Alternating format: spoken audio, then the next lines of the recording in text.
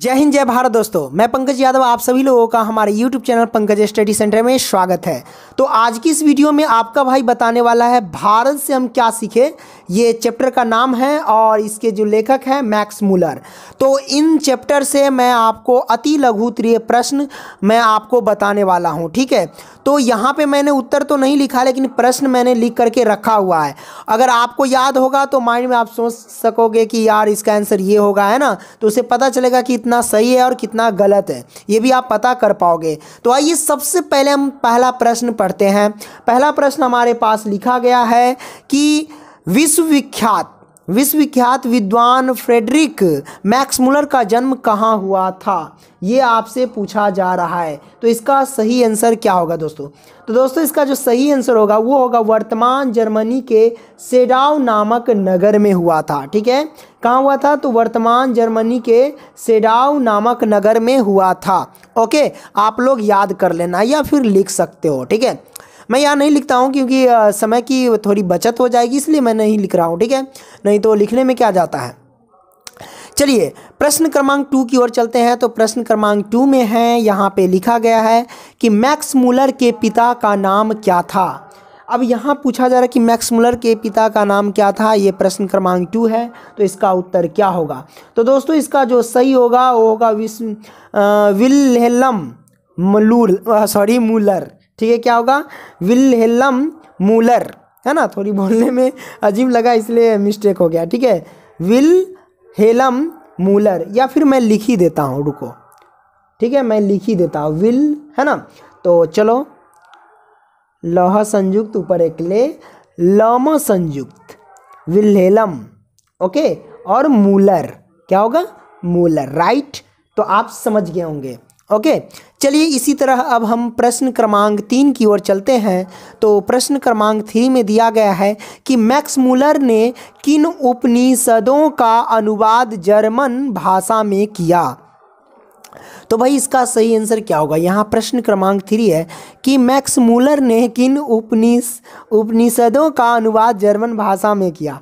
तो भाई इसका सही आंसर क्या होगा? देखो प्रश्न क्रमांक 3 का जो सही आंसर होगा वो होगा कठ और केन। क्या होगा? कठ और केन आप कह सकते हो, ठीक है।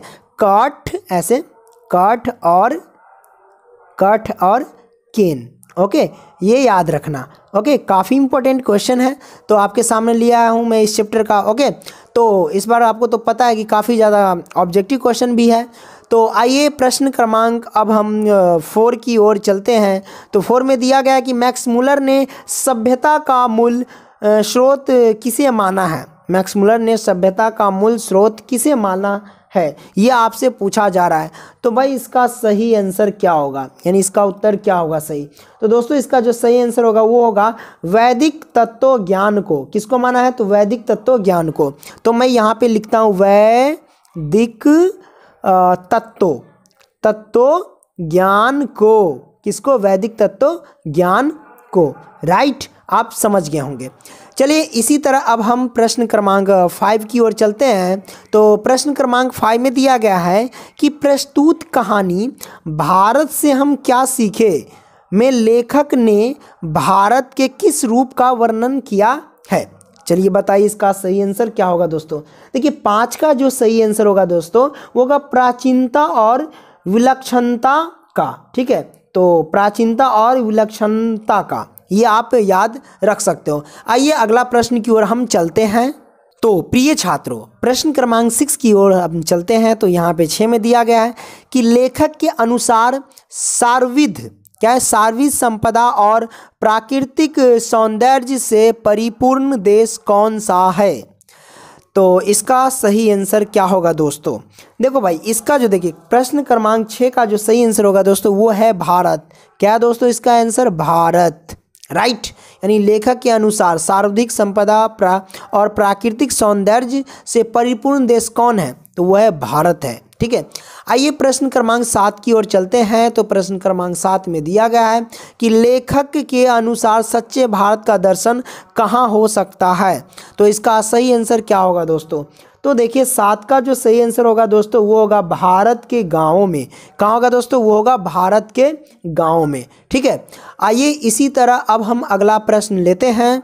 तो अगला प्रश्न हमारे पास है प्रश्न क्रमांक 8। यहाँ लिखा गया है कि भूविज्ञान में रुचि रखने वालों के लिए भारत किस प्रकार मददगार हो सकता है। ये हमारे पास है प्रश्न क्रमांक 8 में। तो देखो भाई, इसका जो सही आंसर होगा दोस्तों वो होगा हिमालय से। मैं यहाँ पे इसका आंसर लिखूंगा नहीं, मैं बोलूँगा, ठीक है। तो इसका जो सही आंसर होगा दोस्तों, हिमालय से श्रीलंका तक के विशाल भूप्रदेश को दिखाकर। याद रखना इसको, काफ़ी लंबा है। हिमालय से श्रीलंका तक के विशाल भूप्रदेश को मिलाकर, ये इसका आंसर है, ठीक है। आइए अगला प्रश्न की ओर चलते हैं। तो अगला प्रश्न है हमारे पास प्रश्न क्रमांक 9 की ओर। तो यहाँ पे लिखा गया है वनस्पति वैज्ञानिकों को किस तरह की वनस्पति अपनी ओर आकृष्ट करती है।